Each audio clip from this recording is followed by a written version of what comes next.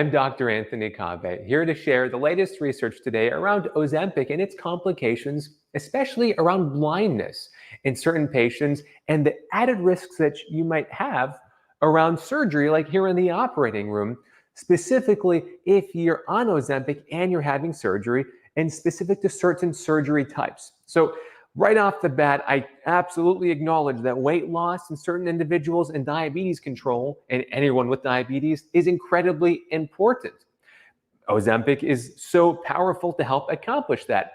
However, in certain cases, you want to make sure that the risks of Ozempic don't outweigh the benefits. Fortunately, most patients are very safe, but there's certain times that you might want to pause Ozempic, and that's what we're going to talk about specifically with regards to some types of surgery. So we're going to talk about those risks. We'll have a little live Q&A at the end. And the first point here is what non-arteritic anterior ischemic optic neuropathy is, because that's the specific type of blindness that has a rather large increase risk potentially with Ozempic. A recent study showed that in individuals with diabetes who are taking Ozempic versus non-Ozempic based medications, the risk of that complication, which can lead to blindness in some individuals, that is irreversible, I should add, is 4.5 times higher. In individuals taking Ozempic for weight loss, that risk is actually up to 7 times higher.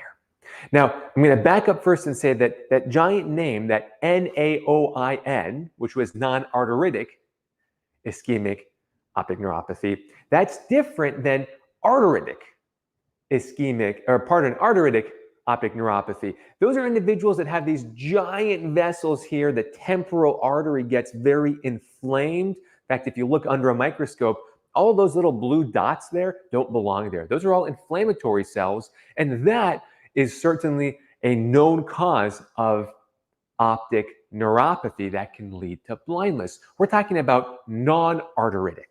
So this is specifically with regards to Ozempic or risk factors for atherosclerosis like OSA, diabetes itself, nocturnal hypotension, meaning that your blood pressure gets very low when you're asleep.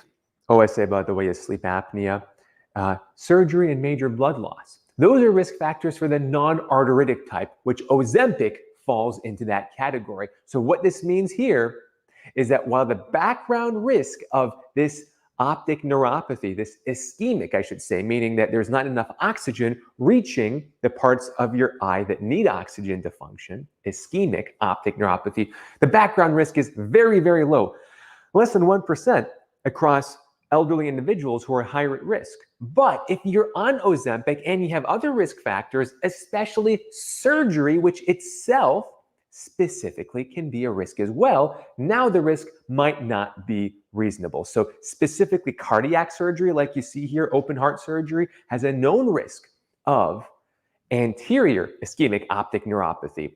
Other surgeries like spine surgery. So this picture here is someone who is face planted on the table. Just for reference here, here's an operating room table. Most individuals are face up. Wow, face up on here. This is a pillow. They're face up. For spine surgery, we flip you and you're actually face down in a special pillow. If you're face down, you're also at risk. It's a slightly different type of ischemic optic neuropathy called posterior, but name doesn't matter so much as recognizing that if you're under anesthesia and you have Ozempic on board, and if you have diabetes or you have any of these other risk factors, this might be adding to unnecessary risk. It is reasonable to discuss with your anesthesiologist and your surgeon and your endocrinologist, hey, can I pause Ozempic for 1 week, 2 weeks before surgery? That's the point. Not that Ozempic is evil and bad across the board, but in certain cases, you need to know if the risk is higher. I would not personally have surgery without having that discussion if I was at risk of having potentially blindness, especially if it's cardiac surgery or spine surgery, where that risk is higher than other surgeries. So just to be clear, this is an association. It's a rather large one, and it's a pretty well-designed study. It's not necessarily causal yet, but when it comes down to blindness, and if holding Ozempic for 1 or 2 weeks is not going to cause major glycemic or blood sugar problems, Why would I take the risk? I wouldn't take the risk without first having a candid discussion with my patient. If it were me, you talk to your doctor, of course. So we're also, I need to mention that if you're having surgery, you also might be at risk of losing blood. That's another risk factor for ischemic optic neuropathy. So if it's major blood loss surgery, you're potentially at risk. And if you have microclots, that can cause a clot in the blood vessels that go to your eye, like what happens with heart surgery sometimes. Another reason why you might not want to be adding anything into your body that might further increase your risk of that blindness from optic neuropathy. So talk to your doctor, especially if it's spine or open heart surgery. If you're learning something new, do please hit that like button and share what you've learned with others. I want to just give a quick shout out to those who I see in here. Jody, I don't want anyone to be fear-mongering here, but you need to know the risks and what we can do to help minimize the risks. And like Mama Bear's Chill Zone says, even for diabetes, the risk of ischemic optic neuropathy is still elevated compared to those diabetics taking non-Ozempic-like medications. That being said, the relative risk is high, the absolute risk is still low. So if you're not having surgery, this is still a very reasonable medication to take. And Heidi, so good to see you. I'm happy you made it on. And CyberDoc, thank you for reminding everyone to hit that like. So let's move on to aspiration. This is the next really big thing that study after study is showing. When you eat food, usually you will have that food go from your mouth to your stomach very quickly, and then from your stomach into your intestines over a period of hours. Most individuals within 8 hours, that food there is out of the stomach and into your intestines. Actually, it's much less than 8 hours typically, but we say 8 hours to be safe, especially if there's a high fat content like a cheeseburger or a milkshake. Because when you're having surgery here, come into the room, you're asleep on the table, and you're connected to the ventilator back there. You cannot control the valve between your stomach and your esophagus, meaning that once the medication goes in, you might vomit, and that can go into your trachea, and that can cause serious problems if the food is there and you're unconscious and you vomit it. It's why we use these breathing tubes. And look carefully here at this balloon that I inflated using this 10 cc syringe. As I deflate, it goes down. As I inflate it, it goes up. And this balloon helps block off blood, stomach, acidic stomach contents, etc., from going into your trachea. It protects your airway, is what we say in anesthesia.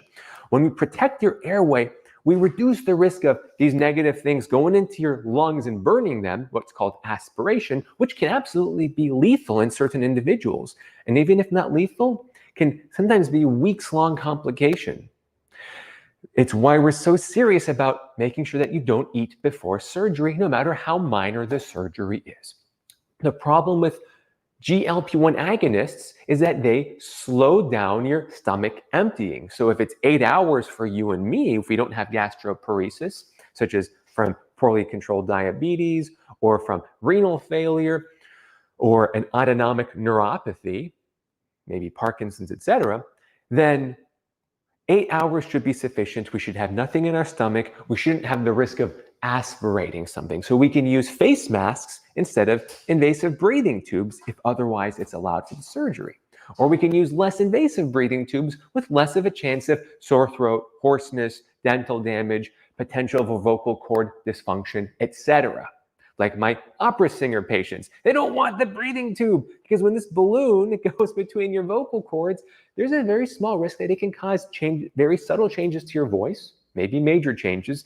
And if your livelihood depends on your voice, you got to think twice about the risks and the benefits. If you're on Ozempic, though, it has been demonstrated study after study after study that the food content is staying there longer than 8 hours. For one, it's probably contributing to the weight loss because people are feeling satiated or full longer. So they're not going to eat as much. So just less calories leading to weight loss. There's probably other reasons that it helps as well, but that's one reason. But during surgery, you do not want to have that risk of backed up food. There was a study that showed, I think it was close to 24 hours of fasting and there was still food in the stomach when they stuck a camera for an EGD or an endoscopy, looking in someone's stomach who was on Ozempic.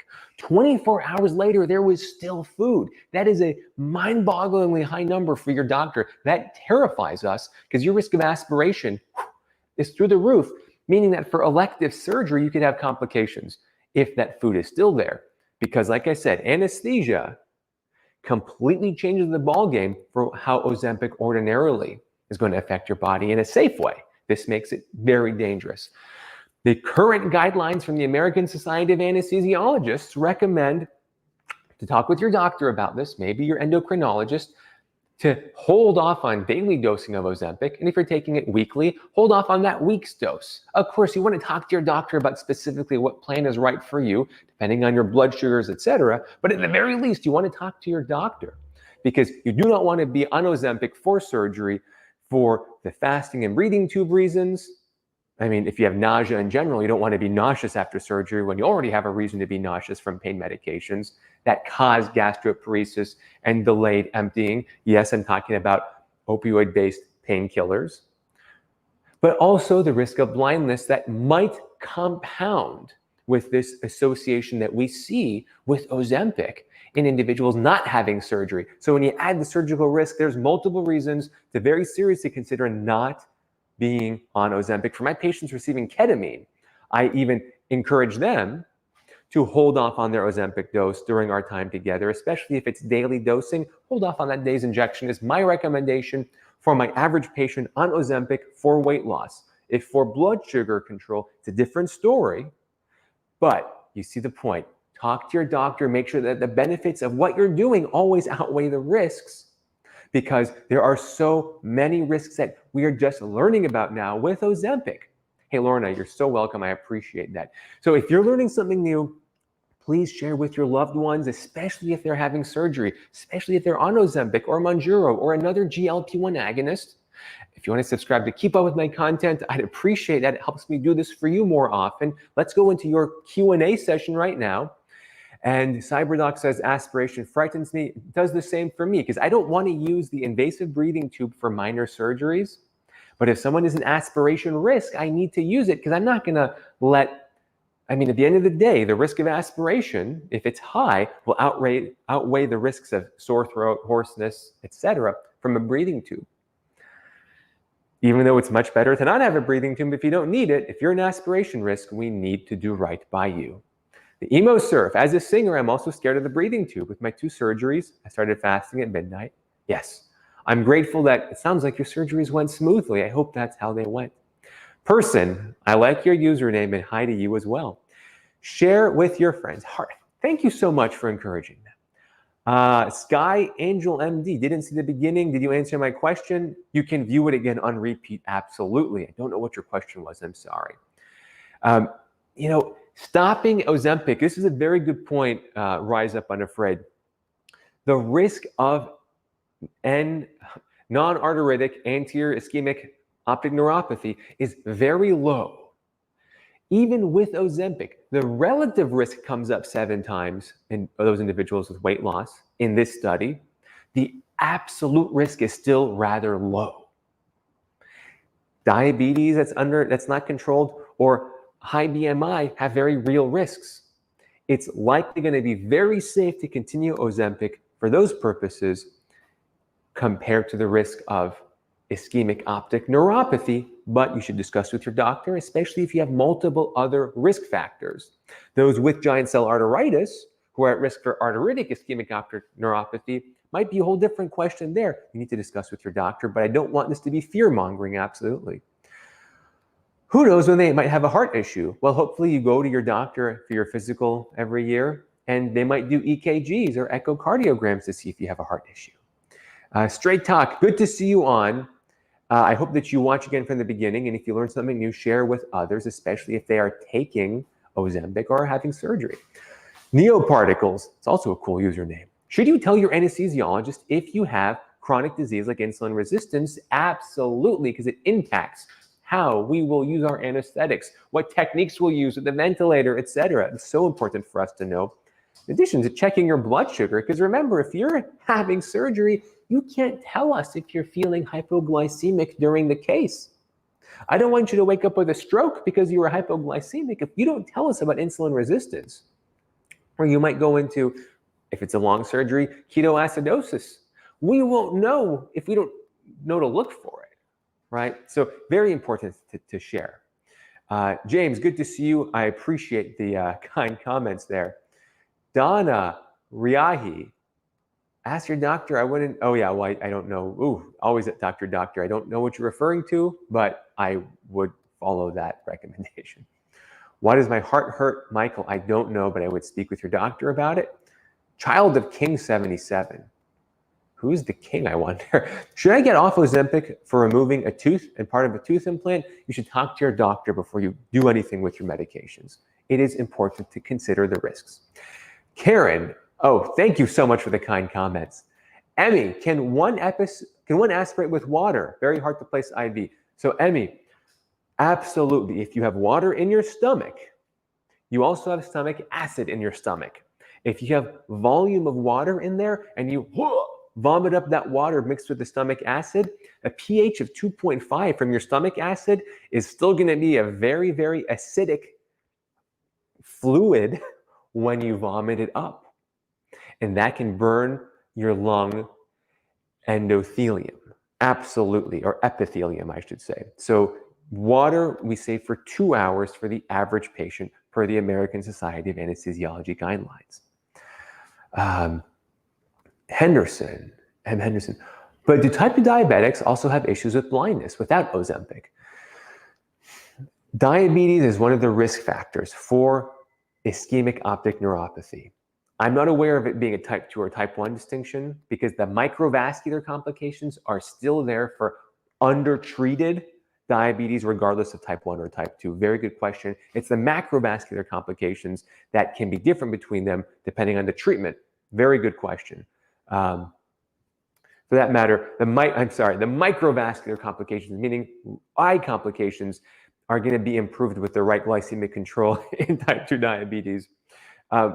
Point being that glycemic control, meaning normal blood sugars, are incredibly important to minimize the risk of retinopathy or eye problems, regardless of your type of diabetes. Is juniper the same as Ozempic? I don't know what the chemical name is of that, so I can't comment. But if you let me know the name, or if you ask Google, I'm sure it'll tell you. GLP-1 agonists are what we're looking at. Jody, good to see you. Thank you for sharing this with your friends. And Neoparticle says the size of your blood cells and hemoglobin concentration affect surgery to a different scale. Yes, absolutely. Yes, this is why we measure your hemoglobin concentration before surgery, because it's going to impact maybe your need for blood transfusions in surgery. Now, how they can travel through your blood vessels in the absence of sickle cell anemia, it's not too big of an issue, though if you have what's called polycythemia vera and you have too much hemoglobin, that absolutely can predispose to blood clots and other complications, which during some surgeries can certainly be problematic. And let's see. I hope, because I want to be a doctor. Oh, I'm so happy to hear that, Emo Surf. Hey, I hope you all learned something new. If you know someone who is taking Ozempic, share these latest findings with them. You'll probably hear more about them in the news. And remember that you have more power over your health than you've ever been told. It's not about fear-mongering. It's about knowing the risks and benefits so that you can be in charge of your health instead of being disempowered by the modern US healthcare system, which in some ways really fails my patients. I don't want it to affect you that heavily. Until next time. Until next time.